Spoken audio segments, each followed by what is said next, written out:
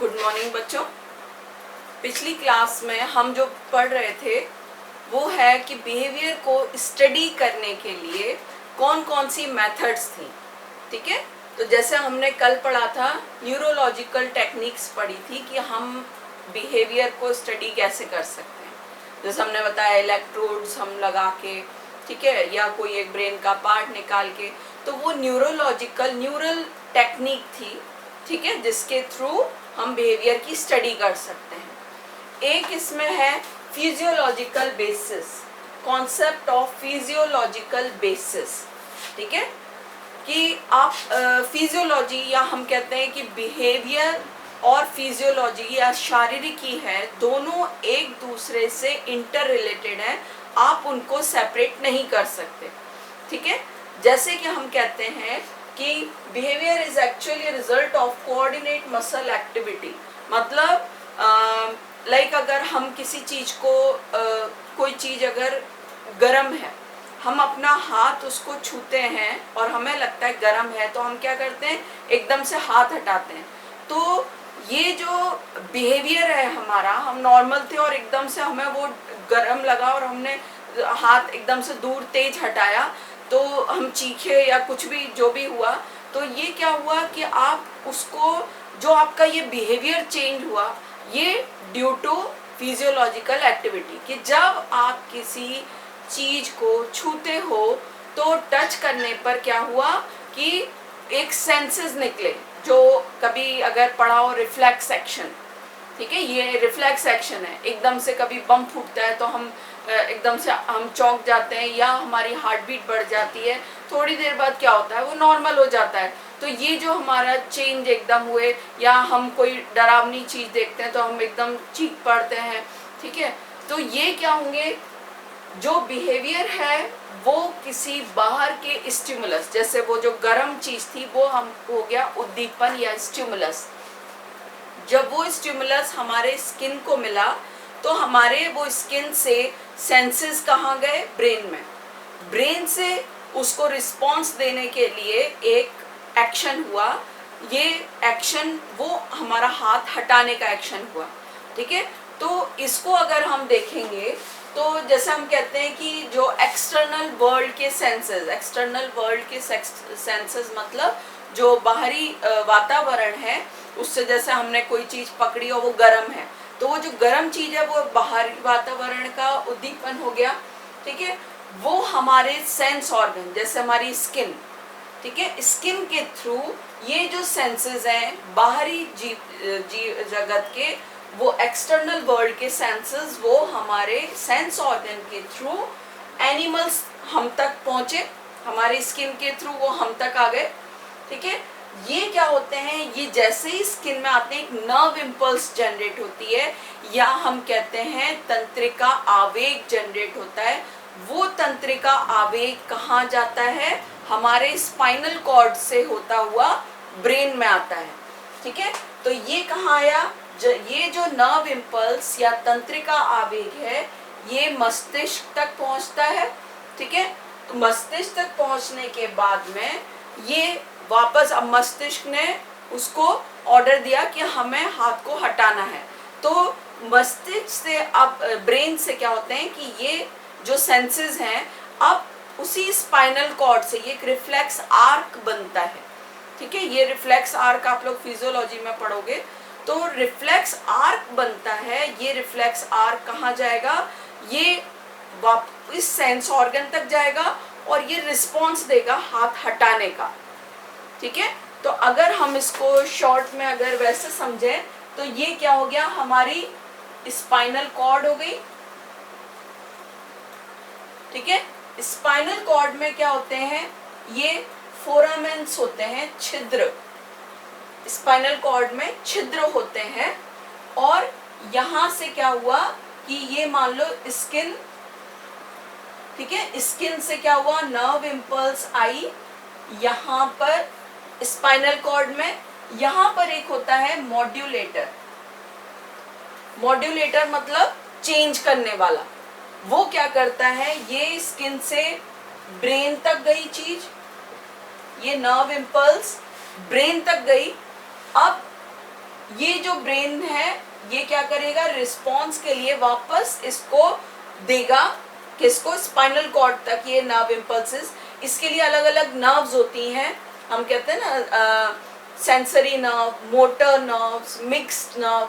तो sensory nerves तो क्या कर रही हैं, सेंस ऑर्गन से ब्रेन को दे रही हैं, और जो रिस्पॉन्स देंगी हाथ हटाने का या कोई बॉडी ऑर्गन को मूव करने का, वो करेगा ब्रेन। ब्रेन मोटर नर्व के थ्रू जो रिस्पॉन्सेज हैं उसको देने इसी स्पाइनल कॉर्ड से वो मोटर नर्व कहाँ जाएंगी, इसी फोरामेन से बाहर आएंगी। फोरामेन मतलब छिद्र, इसी से बाहर आएंगी और ये कहाँ जाएगा, ये नर्व इम्पल्स जाएगी हमारे हाथ में और हम हाथ हटा लेंगे। तो सेंसरी नर्व तो लेके गई ब्रेन तक, और मोटर नर्व ब्रेन से सेंस ऑर्गन तक, ठीक है, या हमारे जो इफेक्टर ऑर्गन तक, जो प्रभावित होने वाला अंग है, हमारे हाथ है, पैर है, या जो भी अंग है उसको हम हटा लेते हैं। तो ये एक तरीके से एक आर्क जैसा बन रहा है कि स्किन से स्पाइनल कॉर्ड और स्पाइनल कॉर्ड से फिर से ऑर्गन तक, तो एक चाप बन रहा है ये, इसको रिफ्लेक्स आर्क कहते हैं, ठीक है। तो ये स्पाइनल कॉर्ड जो है वो, उसमें एक न्यूरॉन होता है मॉड्यूलेटर न्यूरॉन, वो क्या करेगा, सेंसरी जो इम्पल्सेस हैं उनको मोटर इम्पल्सेस में बदलता है। जो सेंसरी नर्व इम्पल्सेस या आवेग ला रही है उसको मोटर में बदलेगा और हमारा हाथ हट जाएगा। तो इस तरह से ये जो चाप, ये हमारा ब्रेन के कंट्रोल में रहेगा। तो ये क्या है, ये फिजियोलॉजी, जो शरीर का अंदर का हमारा नर्वस सिस्टम, जो बॉडी का स्ट्रक्चर है वो, और बिहेवियर, दोनों हमारे इसी से जुड़े हुए हैं, ठीक है। तो इस चीज को, ये जो हमारा हमने इसी के वे के थ्रू, रिफ्लेक्स आर्क के थ्रू समझाया हुआ है। इस तरह हम कह सकते हैं कि बिहेवियर और फिजियोलॉजी दोनों सेपरेट नहीं है। आपका शरीर का जो स्ट्रक्चर है या जो शारीरिकी है, हम कहते हैं फिजियोलॉजी है, वो और बिहेवियर दोनों एक दूसरे से कंसर्न है, दोनों एक दूसरे से जुड़े हुए हैं। आप अलग अलग उनकी स्टडी नहीं कर सकते, ठीक है। तो इसी पर ज़्यादातर काम जो हमने कल बताया था ना, कोनार्ड लॉरेंस जो थे, उन्होंने फिजियोलॉजी के बेस पर ही बहुत काम किए थे कि हम जब तक हमें अगर एनिमल की स्ट्रक्चर नहीं पता होगा बॉडी का, तब तक हम उसके बिहेवियर की स्टडी नहीं कर सकते, क्योंकि हम उसमें पर्टिकुलर उसके बारे में, उस फिजियोलॉजी में कुछ चेंज करके या उसे स्टिमुलेट करके, उद्दीपित करके हम बिहेवियर का अध्ययन कर सकते हैं। तो ये जो है, ये physiological basis of study of behaviour है, ठीक है, जिसमें आप फिजियोलॉजी को लेते हो, उसकी शारीरिकी को लेते हो, ठीक है। इसी तरीके से जब हम आते हैं, ये तो हो गया, हमने न्यूरोलॉजिकल पढ़ लिया, कैसे इफेक्ट करता है ब्रेन को अगर हम बिहेवियर को। हमने फिजियोलॉजिकल देख लिया, शारीरिकी कैसे इफेक्ट करती है। अब है ecological basis of study of behaviour, ठीक है। इकोलॉजिकल बेसिस में इसमें हमने सबसे इम्पोर्टेंट पहले बताया हुआ है कि इथोलॉजी को या व्यवहारिकी को आज के डेट में बिहेवियरल इकोलॉजी कहते हैं, ठीक है। बिहेवियरल इकोलॉजी कहते हैं क्योंकि एनवायरनमेंट या वातावरण जो होता है वो एनिमल को इफेक्ट करता है, प्रभावित करता है, ठीक है। तो आप उन इकोलॉजी, जैसे फिजियोलॉजी और बिहेवियर को आप अलग नहीं कर सकते, वैसे ही इकोलॉजी और बिहेवियर को अलग नहीं कर सकते। इकोलॉजी मतलब आपके चारों ओर का वातावरण, ठीक है। जैसे कि हम सबसे इसका एक एग्जाम्पल के थ्रू हम इसको समझ सकते हैं कि बीज हैं, जैसे मधुमक्खी, ठीक है। या आपने सबसे अच्छा एग्जाम्पल देखा होगा कि कई बार जो आकाश में जो बर्ड्स होती हैं, ठीक है, वो बर्ड्स किस शेप में, वी शेप में उड़ती हैं। पूरी की पूरी जो बर्ड्स हैं वो कैसे, इस टाइप से एक वी का आकार बनाते हुए उड़ती हैं। ये ध्यान दिया होगा, जब भी वो इनका एक ग्रुप जा रहा है तो एक वी शेप में उड़ते हैं, ठीक है।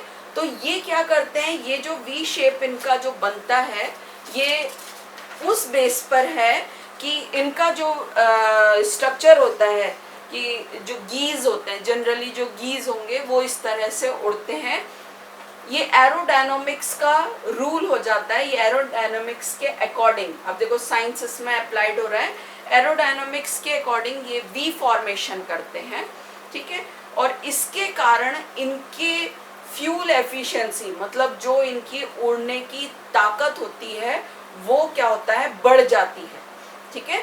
इनकी इसी के बेस पर, इसी एरोडायनेमिक्स के बेस पर जो हम कहते हैं ना एरोप्लेन और ये सब उड़ते हैं, ये इस टाइप का, जैसे कभी देखा होगा फाइटर प्लेन्स वगैरह होते हैं, वो वी शेप में ही, इस एक इधर मतलब दो, ये वी शेप में उड़ते हैं।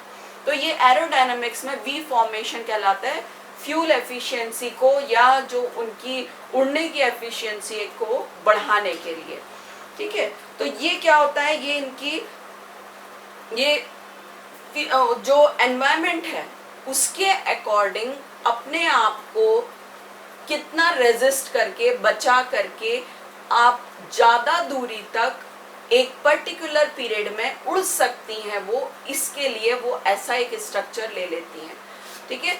तो ये क्या हुआ, इकोलॉजी के अकॉर्डिंग उन्होंने चेंज कर लिया।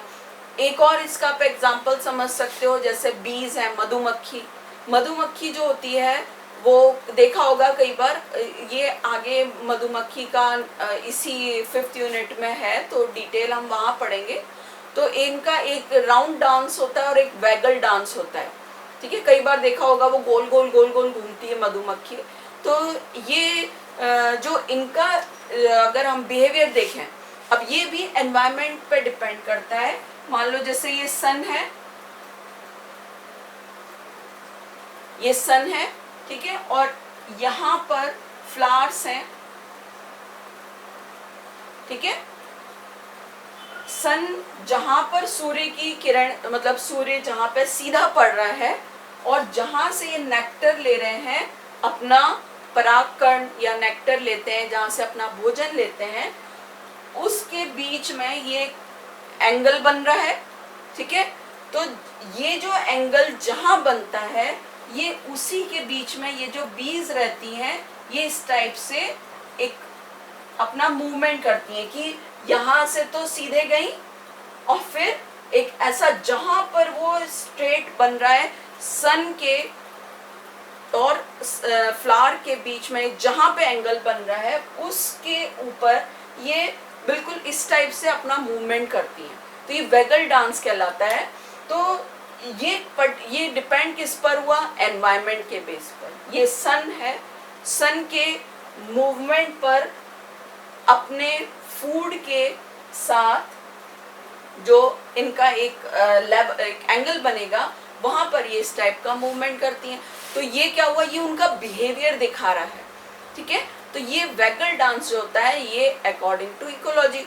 तो इस तरह से हम कह सकते हैं कि जो इकोलॉजी है इसका स्टडी जो है कोनार्ड लॉरेंस और निको टिंडरबर्न, जैसा मैंने पहले बताया था, ये 3 जो साइंटिस्ट हैं इनके नाम अच्छे से याद रखना, ठीक है। निको टिनबर्गर और जो कार्ल लॉरेंस। तो ये कोनार्ड लॉरेंस जो हैं, ये साइंटिस्ट, इन्हीं ने एनिमल या हम कह सकते हैं बिहेवियरल इकोलॉजी के बारे में बताया, ठीक है। और इसी के बेस पर इन्होंने बिहेवियर की स्टडी करी कि जो भी परफेक्ट होंगे, डार्विन का इन्होंने साथ लिया, क्योंकि डार्विन ने बताया था नेचुरल सिलेक्शन, कि जो चीज़ परफेक्ट होगी वही सिलेक्ट होगी, अदरवाइज जो परफेक्ट होगी इन द सेंस कि जो अपने आप को अडेप्ट कर लेगा, अनुकूलित कर लेगा। कि एनवायरनमेंट चेंज हुआ, जैसे हम कहते हैं कि मच्छर हैं, आप ऑल आउट वगैरह लगाते रहते हो, ठीक है, थोड़े दिन बाद क्या होता है वहाँ पर ऑल आउट से मच्छरों को असर होना बंद हो जाता है। मतलब वो जो स्पीशीज उनकी, अब जो और मच्छर उनकी ब्रीड आ रही है, वो क्या होगा, वो ऑल आउट के लिए रेजिस्टेंट हो गए। अब आप उसमें कोई और चीज लगाओगे तब हो सकता है शायद उनकी, तब उससे वो मरे। तो क्या होता है कि रेजिस्टेंट बॉडी वो उस एनवायरनमेंट के लिए अनुकूलित अडेप्ट हो गए, और अपने अब जो स्पीशीज उनकी आई वो कैसी हो गई, आगे की जो स्पीशीज है वो कैसी हो गई, ज़्यादा रेजिस्ट हो गई उस पर्टिकुलर केमिकल के लिए। तो जो एडप्ट करेगा वो बच जाएगा, जो नहीं कर पाएगा वो खत्म हो जाएगा। तो ये बिहेवियरल इकोलॉजी का बेसिक कॉन्सेप्ट था, ठीक है। और इसी के बेस पर उन्होंने जो मेन इन्होंने कोनार्ड लॉरेंस ने चीज बेसिक कॉन्सेप्ट लिया, वो लिया एडप्टेशन। एडप्टेशन अगर कर पाए तो एनिमल चलेगा, अदरवाइज वो सरवाइव नहीं कर पाएगा, ठीक है। जैसे हम कहते हैं कि कुछ बर्ड्स होती हैं वो बहुत, इसमें क्या होता है, इथोलॉजी जो आप पढ़ोगे उसमें आप कोई चीज़ समझा रहे हो तो साथ में उसके एग्जाम्पल्स देना बहुत ज़रूरी है, ठीक है। क्योंकि एग्जाम्पल जो होते हैं वो ही आपको मार्क्स भी दिलाएंगे। आप नंबर 1, 2, 3 ऐसे करके अलग अलग 2-3 एग्जाम्पल दे दो, ठीक है। तो जैसे हम कहते हैं कि बर्ड्स होती हैं, तो बर्ड्स में ही मेटिंग के टाइम ये क्या करती हैं, कुछ बर्ड्स बहुत तेज आवाज़ निकालती हैं। तो जो जितनी तेज आवाज़ निकालेगा मेटिंग के लिए, उतने ही ज़्यादा वो उसके अट्रैक्ट करेंगे वो अदर बर्ड्स को, ठीक है। और जिनमें जिनकी साउंड कम थी वो मेटिंग को कम अडेप्ट कर पाती हैं। तो ये क्या होते हैं, ये अडेप्टेशन है फॉर मेटिंग, ठीक है। तो इस तरह 2-3 एग्जाम्पल आप बता सकते हो। तो इस तरह से क्या होगा कि जो इसमें भी जो एनवायरनमेंट है और जो ऑर्गेनिज्म है उनके बीच में, ऑर्गेनिज्म मतलब जो जीव है और वातावरण है, इनके बीच में भी अगर कोऑर्डिनेशन करना है तो भी किसकी जरूरत पड़ेगी, नर्वस सिस्टम की, ठीक है। तो ये नर्वस सिस्टम जो है वो फिर भी वहां पर भी जरूरी पड़ेगी। तो इस तरीके से ये क्या है, इकोलॉजिकल बेसिस हो गए कि आप बिहेवियर को इकोलॉजी के बेस पर, मतलब वातावरण या एनवायरनमेंट के बेस पर स्टडी कर सकते हो, ठीक है। अब इसमें एक वर्ड आता है FAP। FAP इसका फुल फॉर्म होता है फिक्स्ड एक्शन पैटर्न, ठीक है। नाम से क्लियर है, फिक्स्ड एक्शन पैटर्न। इसी को हम कहते हैं इन्नेट बिहेवियर, ठीक है, इनहेरेंट बिहेवियर, इनबॉर्न बिहेवियर या इंस्टिंक्टिव बिहेवियर। जैसा मैंने भी पिछली क्लास में बताया था कि कोई भी बिहेवियर है, वो बिहेवियर या हम कहते हैं व्यवहार जो है, एक तो बाय बर्थ होता है जिसको सिखाने की जरूरत नहीं पड़ती, एक होता है जिसको सिखाया लाइफ में, वो जो जीव होता है वो एक्वायर करता है, ठीक है। जैसे अगर हम अपने बाल कर्ल करवा लें, ठीक है, हम नेल्स कटवाते हैं या हमने कोई चेंज अपना स्किन कलर कुछ चेंज करवाया, बट वो हमारे जीन्स में नहीं है, ठीक है। तो जो चीज हमारे जीन्स में होती है, हमारे जेनेटिक्स जीन्स में आनुवांशिकी रूप से होती है, वो तो क्या होगा, आगे पास होती जाती है। पर जो जीन्स में नहीं होती वो आगे पास नहीं हो पाती, ठीक है। जैसे हम अपने बाल कर्ल कराए, पर जरूरी नहीं है कि जो नेक्स्ट जनरेशन आए उसके बाल कर्ल हो, क्योंकि जीन्स में तो क्या है, स्ट्रेट बाल ही हैं। तो ये जो FAP है ये इनबॉर्न है, मतलब जेनेटिकली है, कि वो ये ऐसे पैटर्न है FAP जिनको आपको सिखाने की जरूरत नहीं पड़ती, वो अपने आप एनिमल में होते हैं। जैसे इसका एग्जाम्पल बताया था, बर्ड में नेस्ट बनाना, बर्ड में घोंसला बनाने की जो प्रक्रिया होती है उसमें कोई सिखाता नहीं है, बट वो उनको अपने आप ही इनबिल्ट होती है, ठीक है। वो बर्ड जो होती है अपने बच्चों को फीड कराना, ये भी अपने आप ही उनकी प्रोसेस होती है, ठीक है। जो हम कहते हैं कि एक गीज होते हैं, वो क्या होते हैं, उनके अंडे ऐसे शैलो जगह पे, उबड़ खाबड़ जगह पे वो अंडे देते हैं। अब अगर अंडे उनके रोल होके बाहर मान लो चले गए, तो उनका जो बिहेवियर क्या है, वो अपनी चोंच से उसको रोल करते हुए वापस ले आते हैं। तो ये इस तरीके से ये जो बिहेवियर होते हैं ये कहलाते हैं फिक्स्ड एक्शन पैटर्न, FAP, इनेट या इनबॉर्न। इनबॉर्न मतलब जो बचपन से है, ठीक है। अब ये प्रॉपर्टीज ऑफ FAP, प्रॉपर्टीज मतलब जो उनके हम कह सकते हैं जो जरूरी लक्षण जो होते हैं। तो FAP का सबसे पहली चीज है कंसिस्टेंसी, मतलब सततता, कि वो जो चीज है वो एक जनरेशन से दूसरी, जैसे नेस्ट बनाना है तो एक बर्ड ने नेस्ट बनाया, अपना बनाया, उसके बच्चे हुए बड़े होके उन्होंने नेस्ट, उन्होंने अपने बच्चे, तो ये कोई सिखाता नहीं है, अपने आप ही चीज चलती चली जा रही है। तो ये कंसिस्टेंट या स्टीरियोटाइप, एक जैसी बिहेवियर वो चलता रहता है। रेजिस्टेंट टू फाइलोजेनेटिक चेंजेस, मतलब जो चेंजेस होते हैं, परिवर्तन होते हैं, वो बहुत लिमिटेड होते हैं। जैसे हम कहते हैं 2 टाइप के मंकी हो गए, एक लंबी पूंछ वाले और एक छोटी पूंछ वाले। पर पूंछ उनका यूज किस लिए होता है बंदरों में? बैलेंस करने के लिए। तो जो लंबी पूंछ वाले हैं वो भी बैलेंस के लिए यूज कर रहे हैं, जो छोटी पूंछ वाले हैं वो भी बैलेंस के लिए यूज कर रहे हैं। बट उनकी क्या हुआ, संरचना में अंतर आ गया, स्ट्रक्चर में चेंज आया। तो ये क्या हुआ, बहुत माइन्यूट चेंज होते पर भी वो जो उनका फंक्शन है, जो फाइलोजेनेटिक मतलब जो उनका फिजिक वर्क था उसका बैलेंसिंग का, वो चेंज नहीं हुआ। ठीक है, तो रेजिस्टेंट टू फाइलोजेनेटिक चेंजेस। तीसरा है नीड साइन स्टिमुलस, मतलब जो एफएपी है उसको एक साइन स्टिमुलस मतलब किसी उद्दीपन की जरूरत पड़ती है। ठीक है, जैसे नेस्ट है तो नेस्ट कब बनाएगी बर्ड, जब वो अंडे देगी। तो ये क्या हुआ, उसको एक साइन स्टिमुलस की जरूरत पड़ती है, एक चिन्ह उद्दीपन की। ठीक है, तो ये एफएपीज के बारे में ये इतना इसमें क्लियर हो गया। ठीक है, नेक्स्ट टाइम हम बायोलॉजिकल क्लॉक्स पढ़ेंगे। ओके।